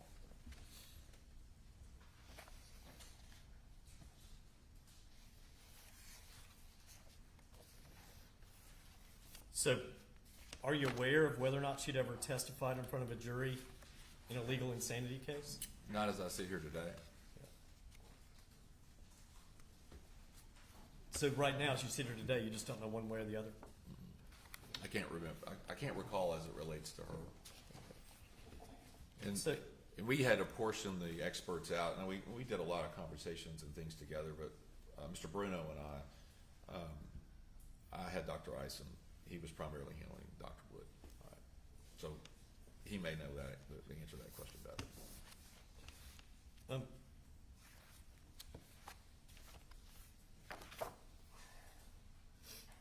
Did you all provide several videos and other materials to Dr. Eisen just a few weeks before the trial in 2022? Yes. And your involvement in this case began in roughly July of 2019, is that right? That's right.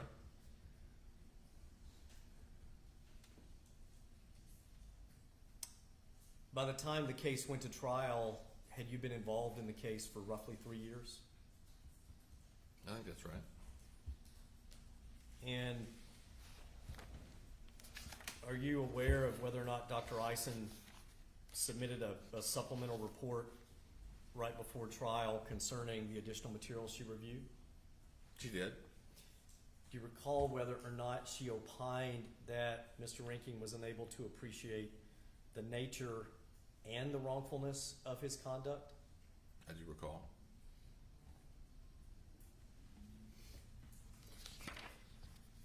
When it came time to present Dr. Eisen's testimony at trial, given her lack of experience in testifying in front of a jury with cameras present and the attention that this case received, do you believe as a trial lawyer that that adversely impacted the way in which she was able to present the evidence? So, I guess I believe that the cameras and the gravity of the case affected her. I can't say that it was because she'd never testified in a jury trial before, but I can definitely say that when she took the stand in this case, and if she was my witness, I mean, again, she was. I was concerned based on her demeanor before I even started asking questions. But I hope that was kind of like jitters. It was a big deal. There was a lot of media attention. But yeah, for whatever the reason, I think her testimony was negatively impacted. Are you aware as to whether or not she was so concerned about the attention that she asked for court security? Yes, and I think we learned about it like that morning, the morning she was testifying. It wasn't brought to our attention by her. I think the court is who alerted us to that.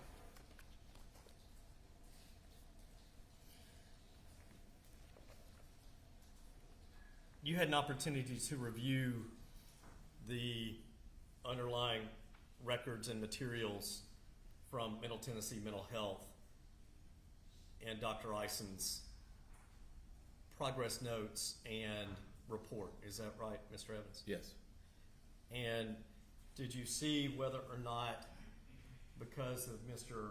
Reinking's psychosis and schizophrenia,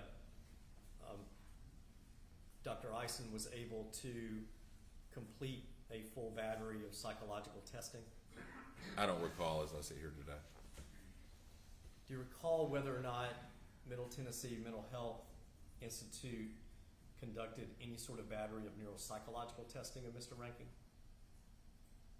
I don't recall sitting here today.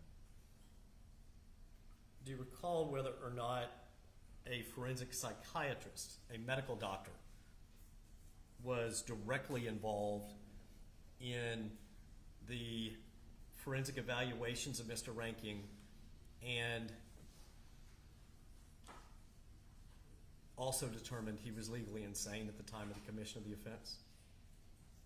I don't recall sitting here today. If a forensic psychiatrist had been directly involved in and made those findings because you wanted to win the trial, would you have presented that testimony? Maybe. I mean, I would have definitely wanted to talk to the forensic psychiatrist and evaluate their information and see who would be the best witness.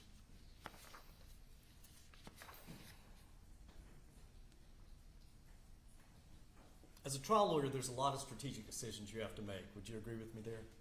Absolutely. And that certain cases require certain levels of diligence and investigation, differing levels, right? Sure. And the offenses Mr. Reinking was charged with were the most serious that exist in the criminal law. Would you agree? Yes. And so, would you agree with me that that meant an extraordinarily high level of diligence was required on the part of defense counsel? Absolutely. And certainly you're familiar with Strickland versus Washington from the U.S. Supreme Court. I am. And you're familiar with the U.S. Supreme Court's decision in Wiggins versus Smith? And I'm sorry, I have to answer out loud for the court. And are you aware as to whether or not those decisions allow for or state that given strategic and tactical decisions in the moment, a court does have to give deference to a trial lawyer about those? That's correct. Are you also aware, though, that those decisions, tactical and strategic decisions of counsel, are only given deference if the lawyer has conducted investigation into the facts and the law? That's right.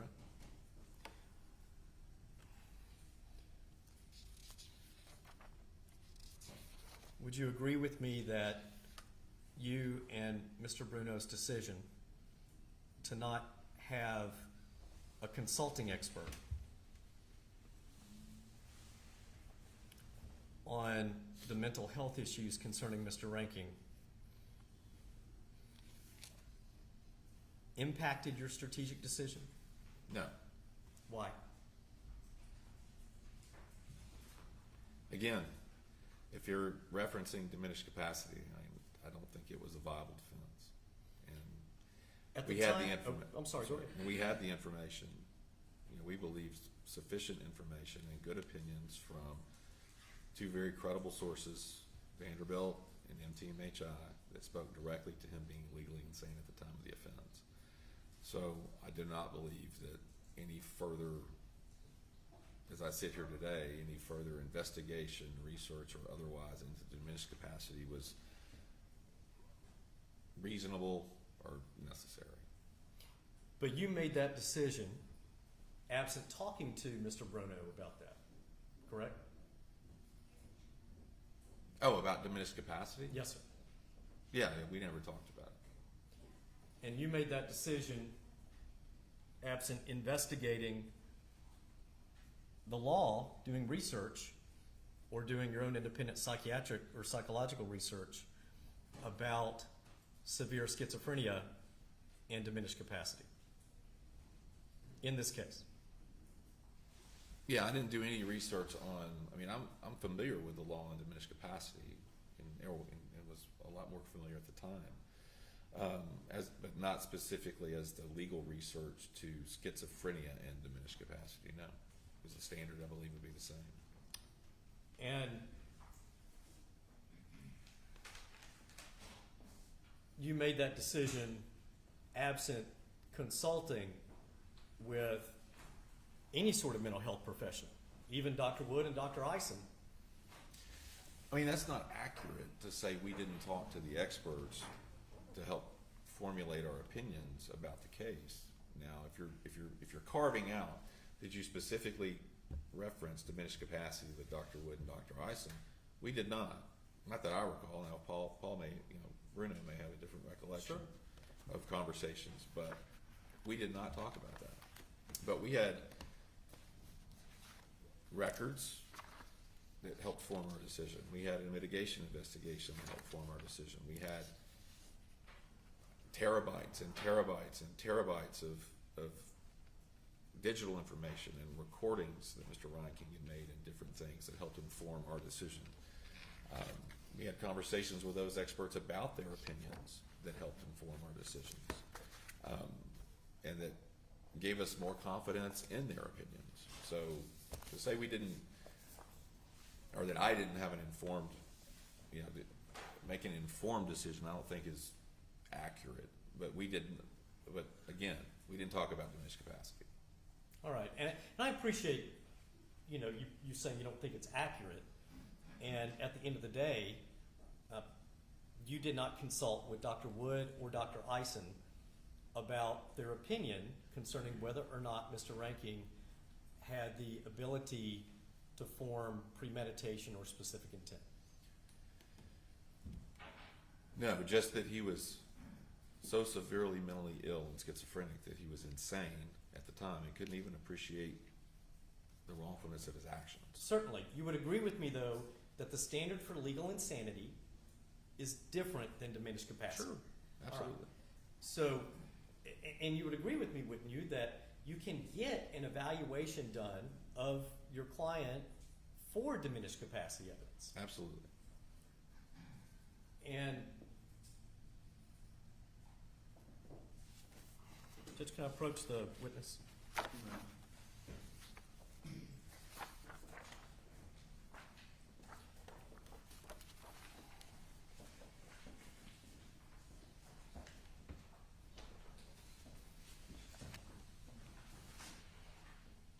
We have, can I approach the bench? We have already filed with the court pursuant to Tennessee Rule Procedure 33, which says that we can file affidavits with the motion the court shall consider as evidence the affidavit of Dr. Rena Eisen. And so for purposes of this hearing, we offer this affidavit in as the next exhibit. My recollection is exhibit 7. Yes. We offer that as exhibit 7.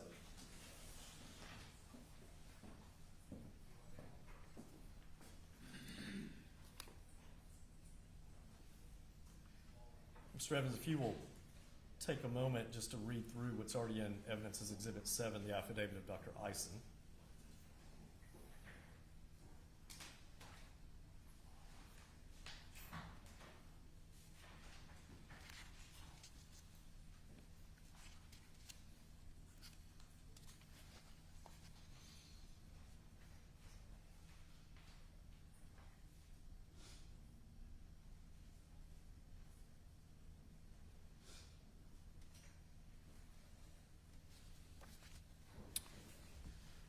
Okay, Have you had an opportunity to review it? I have. I'm going to go to some specific portions and ask you about things in there.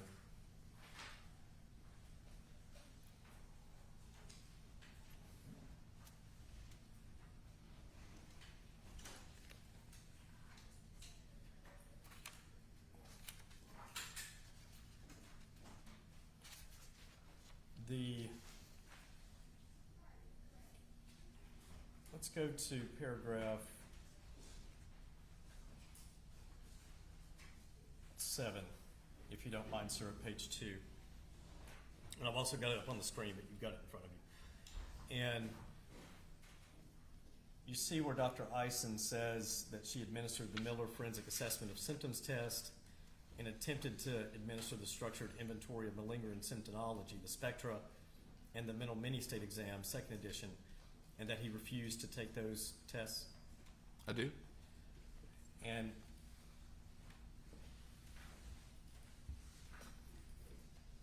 would you agree with me then that Dr. Eisen's evaluation was not based on a full battery of objective psychological testing of Mr. Reinking?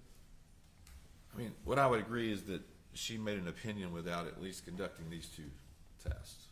I mean, And so in thinking about, you said a moment ago that in your head you rejected diminished capacity because you were concerned about the cross-examination that would occur.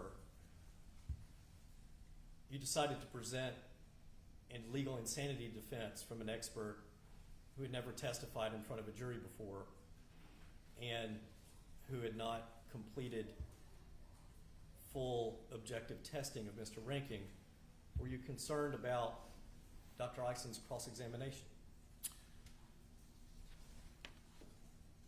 And look, I didn't want a professional witness to get up on the stand and testify. I wanted someone that didn't have a tie to either side to get up there and talk about their findings and tell the truth. So Dr. Eisen, while I was concerned about, I'd be concerned about any witness's cross-examination. It did not bother me that and does not bother me that she had never testified on legal insanity to a jury before, or hadn't testified in front of a jury before. So that's not something that really would have affected my opinion of her then or now. She's in my interviews with her or me, sessions with her before she testified, she appeared very knowledgeable and very confident in her opinions. Now that didn't carry over when she actually got on the witness stand. Would you agree with me that once she got on the witness stand, she did not have the same level of confidence testifying publicly that she did in her individual meetings with you? That's correct. Could it fairly be classified that she deflated on the witness stand? That's a fair statement. So you were not concerned, going back to paragraph 7, that she was offering an opinion on legal insanity, not having completed objective testing of Mr. Reinking? No, not when he refused, and the basis of his refusal was essentially the underlying mental illness, which helped her form the basis for legally insane at the time. He had refused based on the fact that he was psychotic at the time, right? Yeah. And had not yet been significantly medicated with antipsychotics. Correct. All right. And after he had been significantly medicated with antipsychotics in the Davidson County Jail, there was no attempt made to have objective testing done of him. Is that right? No, and at no time did Dr. Isom indicate that her opinion would be in any way affected by the fact that those tests had not been done. Did you specifically ask her that, hey, now that Mr. Reinking, I mean, next to 3 years after the fact, she did her evaluation in 2018. 3.5 years later, when this case is being tried, Mr. Reinking now has the benefit of being on antipsychotic medication in the Davidson County Jail. And did you ever have a discussion with her of, hey, would it be prudent to get testing done of him now that he's been restored to competency? No, I would have never had that specific conversation. We would have had conversations about the validity of her opinion. And if she had said, my opinion is not valid because I couldn't complete the certain tests, the spectra and the mini mental state exam, then obviously we would have had a conversation about that. But I don't recall her ever saying that. All right. I'm going to go to paragraph 9 of her affidavit, sir. And in paragraph 9, Dr. Isom talks about getting journal entries and certain videos approximately 3 weeks before trial. Do you recall that? I think, yeah, I couldn't tell you the exact number of weeks, but if she says it's 3, I'm sure that's correct. You have no reason to dispute what she says under oath in the affidavit. No. And she says there, I had technical problems with some of the Waffle House surveillance videos and only reviewed one video from inside surveillance footage and did not review any outside surveillance videos. Any reason to dispute that? I don't recall that, her informing me that she wasn't able to ultimately see any of the videos. So I don't, and I can't say today whether I was ever informed of that. Do you recall what she had reviewed and not reviewed being a significant issue of cross-examination and impeachment of her at trial? I do, and also she provided I think a supplemental report that listed all the things that she had claimed to have reviewed. And I don't know if the videos, if it's indicated on that report that she was unable. If it was, I think we would have talked about it and addressed it prior to her testimony. So prior to her testimony, did you meet with her and go over with her what she had reviewed and ask her about whether or not you were able to actually open the videos and review them? I don't know that I would have said, were you able to open them? I'm sure I would have said, did you review the videos, or were you able to look at everything and talked about her opinion? But we did meet. I think it was, I don't remember how close in time, but I know we met in person in her office once, and I think we had phone calls, and then we did a Zoom meeting, I know, right before her testimony to specifically go over her testimony. Is it your testimony here today that she told you she was able to review everything you said? No. Yeah. And so I is don't it recall fair? what she Oh, I'm sorry. Go ahead. Oh, I don't recall what she would have said. I'm not saying that at all. Is it fair to say that you didn't specifically ask her if she was able to open everything and review it? Not that I recall. I mean, I could have, but I don't recall that now. I know that if I was aware that she wasn't able to look at something, we would have done everything we could to try to make sure she saw it before she got on the witness stand. And for lack of a better phrase, you agree that in front of the jury at trial, she got beat up a bit about not reviewing everything. Mm-hmm. And you have, I'm sorry, you have to. Yes. Sorry. And I've been on your end too many times. I've been on that end too. So. It's always an uncomfortable position to be in. I understand that. It's also just part of the job, isn't it, Mr. It Evans? is part of what we do. That's right. So let me go to paragraph 12 of Dr. Ison's affidavit. Okay.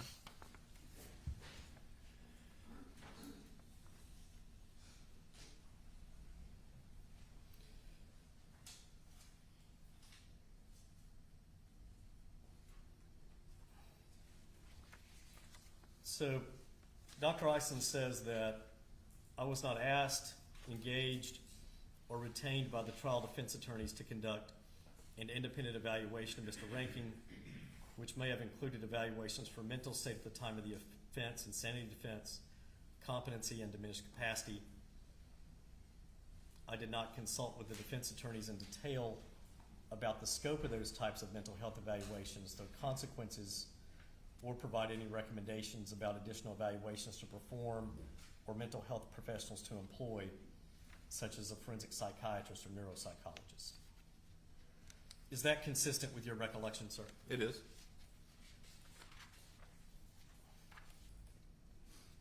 And then the last sentence of that paragraph, Dr. Ison says, I would not have been able to conduct an independent evaluation of Mr. Reinking because of my position with Middle Tennessee Mental Health Institute. So are you aware of the fact that you could not have gone back to Dr. Ison and said, hey, now that he's been in the Davidson County Jail for a few years and been on the antipsychotic medication, do you think we ought to have him retested when he's not psychotic to get objective psychological test results? So, and I don't remember the actual form of your question, but no, I mean, I knew she worked for MTMHI. I knew that she wasn't available for independent, to be hired independently. And, you know, like I said, if she had come to me when we were talking about her overall opinion and said, my opinion is not good because I failed to do these, I couldn't complete these other tests, then that would have absolutely changed the entire avenue of trial strategy, right? And if she said, I can't say he was insane at the time anymore because I wasn't able to do these tests, that was never, you know, we would have had to go on outside MTMHI at that time. But that was never, she was always very, very confident in her opinion that he was insane. She was confident in her opinion about insanity, but you also never asked her if we were going to further investigate this and really dig deeper into this, what else would we need to do? You never asked her that, did you? I did not.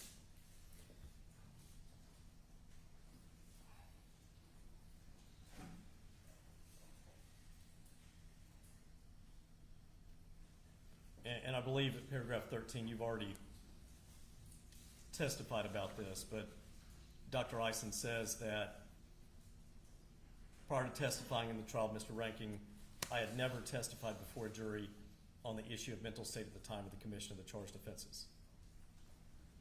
Yes. I think that's accurate.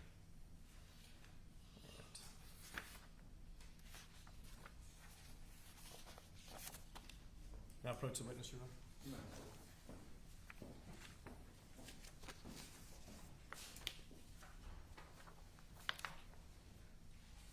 Approach the bench. It's a copy for the court. Judge, this is an affidavit from Dr. Mary Elizabeth Wood. We've already filed it pursuant to Rule 33 in concert with the motion for new trial, and offer that as the next exhibit to this hearing, as exhibit 8. I'll get there. I'm beginning to get it in my head.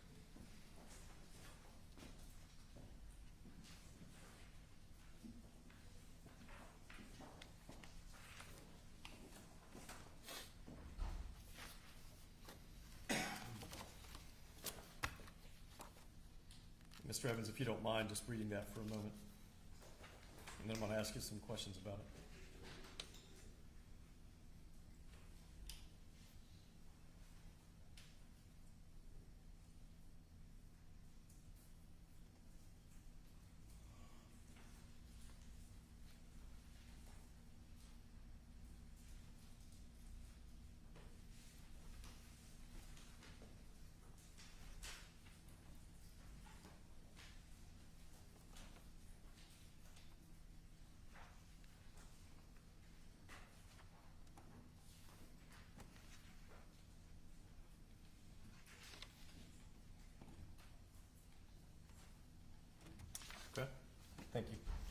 So, looking at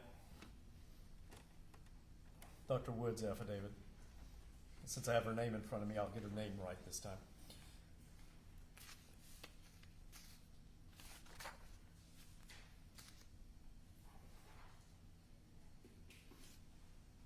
And at paragraph 5,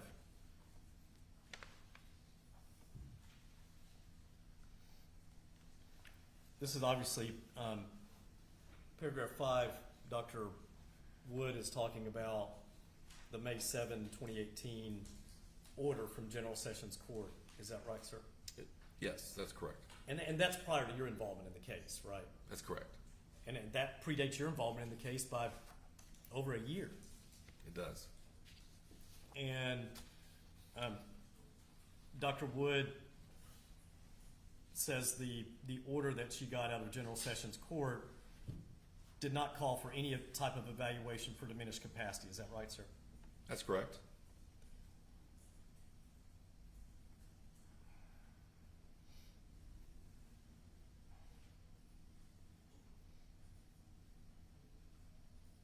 And going up to paragraph 3, Dr. Wood talks about her involvement in the case of State of Tennessee versus Travis Reinking, and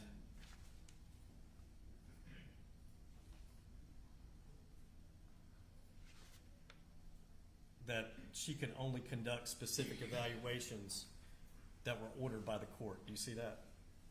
I do see that. All right. And then go into paragraph 6. Dr. Wood says that she was not asked at any time by a court or an attorney to evaluate Mr. Reinking for diminished capacity. And that's consistent with your recollection, right, sir? It is. And she was never asked by any attorney, to including you, to offer an opinion on or to consult with counsel, to include you, about the issue of diminished capacity. Is that right, sir? That's correct. And Dr. Wood then says that is a separate type of evaluation that pertains to a defendant's capacity to form the requisite intent for an offense. That is not a component of the evaluation that I conducted of Mr. Reinking. Is that your understanding? It is.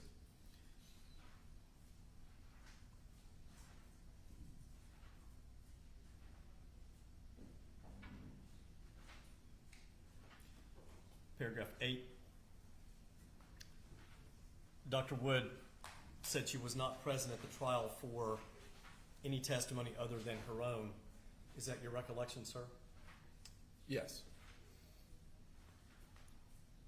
Have you had occasion, I know you've not tried a legal insanity case to a jury before, but when you had those cases where you presented diminished capacity evidence, the 2 other cases, did you have occasion to have your expert psychiatrist or psychologist? And let me take a step back. In those cases, did you present testimony from a psychiatrist or a psychologist? One was a psychologist, and one I presented a neuropsychologist. A neuropsychologist. Who was the neuropsychologist? Pam Oval. Dr. Pamela Oval, who's well known across the state in the neuropsychological community and the legal community. Would you agree with me? Absolutely. And so in one case, you presented the testimony of Dr. Pamela Oval. In another case, you presented the testimony of a clinical psychologist. That's right. So you've never presented mental health evidence to a jury from a medical doctor, a psychiatrist. Is that correct, sir? In any case or a diminished capacity case? In diminished capacity on the guilt-innocence issue. Oh, okay. No. Well, And no. Yeah, that's right. No. And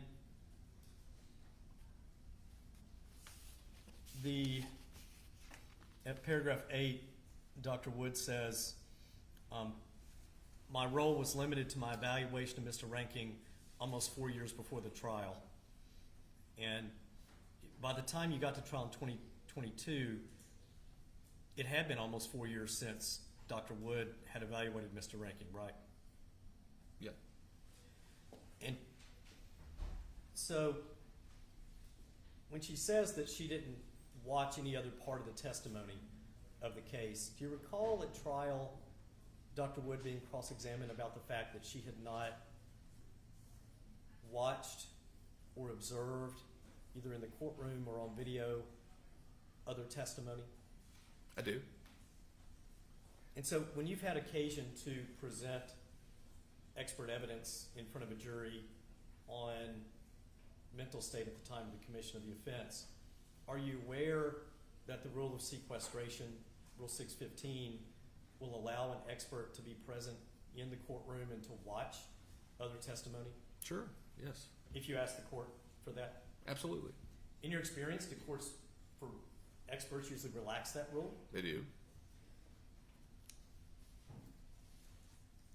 Did you ever discuss with Dr. Wood being present for other parts of the trial?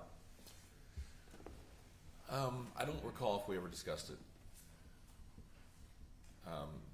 We very well could have, but I don't recall. Do you recall making a funding request for Dr. Wood right before trial just for her to be paid for her presence at the trial for her testimony? I do. Do you recall making any funding requests for it to be essential for Dr. Wood to be present to hear other testimony about the circumstances of the offense? No. So we may have very well had a conversation that was determined we did not need her to sit through the other proof. You said you may well have had that. Do you Yeah, recall a if we specific conversation about that? I don't, but if we filed funding motions specifically only asking for her to be there for her time of testimony and not to sit in and for hours in excess, then there would have been a reason for that. So I'll go back to the other two diminished capacity evidence cases that you've tried. Did you have your neuropsychologist or psychologist sit in and observe more than just their own individual testimony? Oh yes, I did.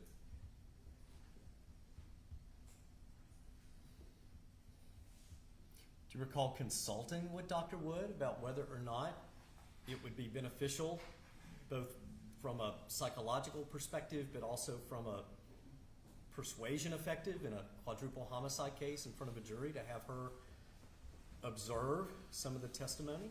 I don't recall if we had that conversation or not. I can say now, sitting here, I don't think it would have,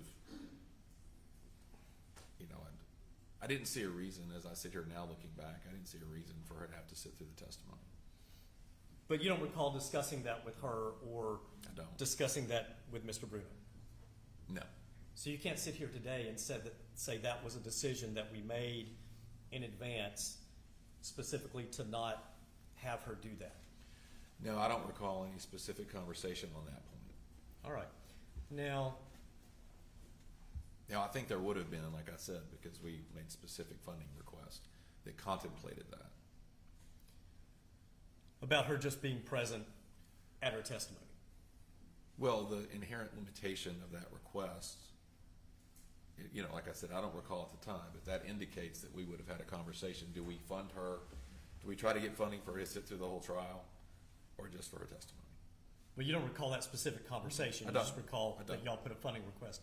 Are you aware that that funding request was filed the day of trial? Oh, that's very likely. Yeah, and that's not atypical. Paragraph 10 of Dr. Wood's affidavit, she says, I intended to administer formal psychological testing at the final meeting with Mr. Reinking, but this was not possible due to his refusal, which I perceived as evidence of his acute psychiatric condition, in example, paranoia. Yes, Was that your understanding? it was similar to Dr. Eisen. So you were presenting a legal insanity defense with two psychologists who had not testified before in front of a jury on the issue of legal insanity, neither of whom had completed psychological testing of Mr. Reinking. Is that correct? You can explain, but is that correct?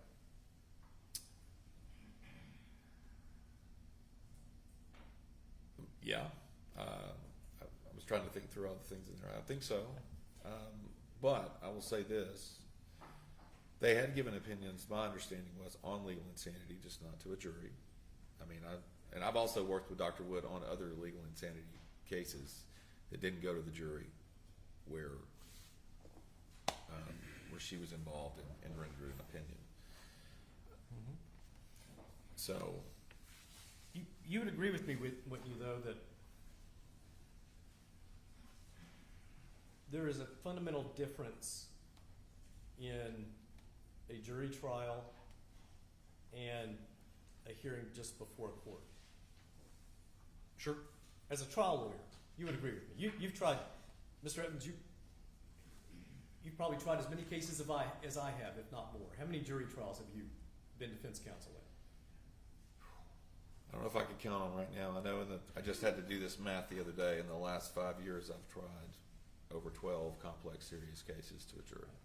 And so you would agree that is fundamentally a different type of witness preparation and presentation than a hearing in front of a court that is a legally sophisticated decider of fact and law, Sure. right?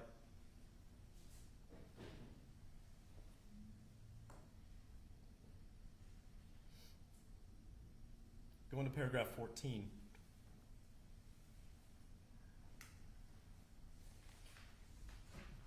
You're aware that, of course, Dr. Wood and Vanderbilt could not have conducted any further evaluation of insanity. Is that right? Yes. Are you aware that, certainly, even though Mr. Reinking was initially determined competent to stand trial by Middle Tennessee Mental Health, he'd been restored to competency. Are you aware that issue could always be revisited? I am. And are you aware that given a specific evaluation for diminished capacity had never been requested, that Dr. Wood could have been requested to do one for diminished capacity? I mean, the initial order, gave her the authority to do that, but it wasn't specifically requested. So, sure. Well, the initial order, you would agree with me, and Dr. Wood says so earlier in her affidavit, the initial order did not request a diminished capacity evaluation, just specifically insanity and competency.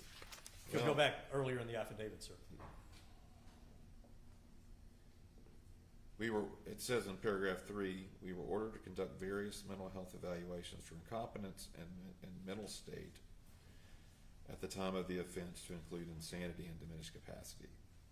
We would only conduct the specific evaluations that were ordered by the court. Now, if that's just a general, she says in Travis, that they were ordered to do diminished capacity. We would only conduct the specific evaluations that were ordered by the court. I was talking about the sentence before. We were for ordered. incompetence and mental state of the offense to include insanity and diminished capacity. And then she says at paragraph 5, if you'll go to paragraph 5. Judge, the witness be allowed to finish the question? Sure, he can finish whatever he wants to say. I didn't hear he was still talking. I feel like he was speaking. Did you have something else you wanted to say? No, your question was, our discussion was over whether she had initially been ordered. And it looks like, from here, she says she was originally ordered to do diminished capacity. Then it says, we would only conduct the specific evaluations that were ordered by the court. Yeah, read paragraph 5 if you don't mind. I think the paragraph 3, she's talking in general what mental state evaluations consist of, insanity and diminished capacity. In paragraph 5, she's specific and says that the specific order, though, only required insanity. Okay. Well, and again, I'm not trying to quibble with you, but paragraph 3 says, during my involvement in the state of Tennessee versus Travis Reinking.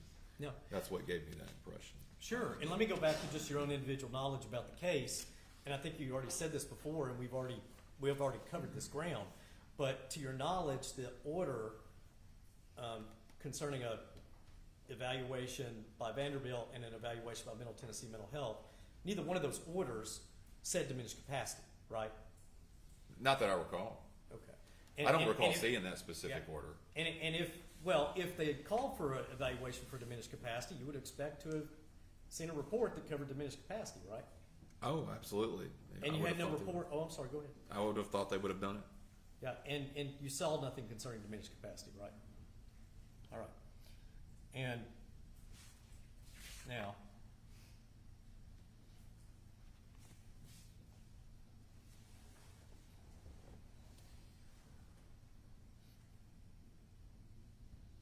let's go to paragraph 15, if you don't mind, sir.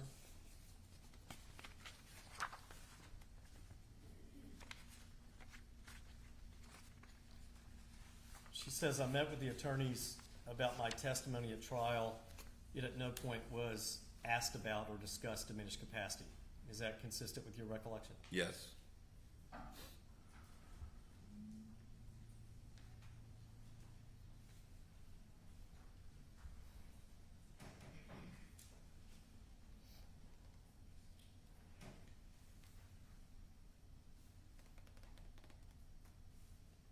And at no point did you consult with Dr. Wood about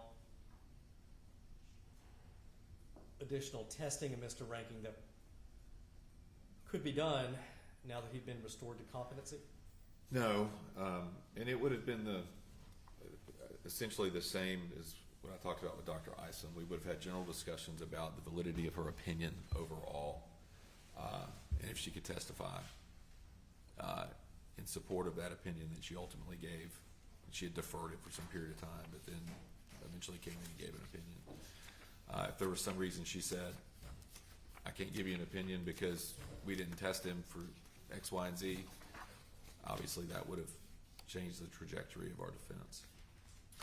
And you would agree with me that you did not consult with her as a consulting expert on what else you needed to do? No. Like, I agree with that. We did not.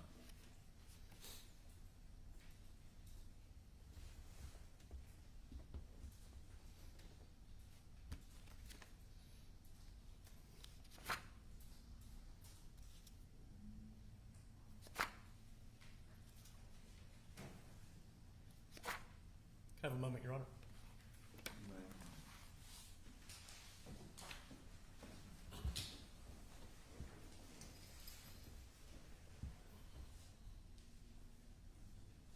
Just can we take a brief break? Yeah, well, yeah, I was waiting for you to finish up.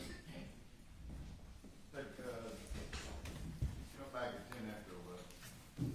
Thank you, Your Honor.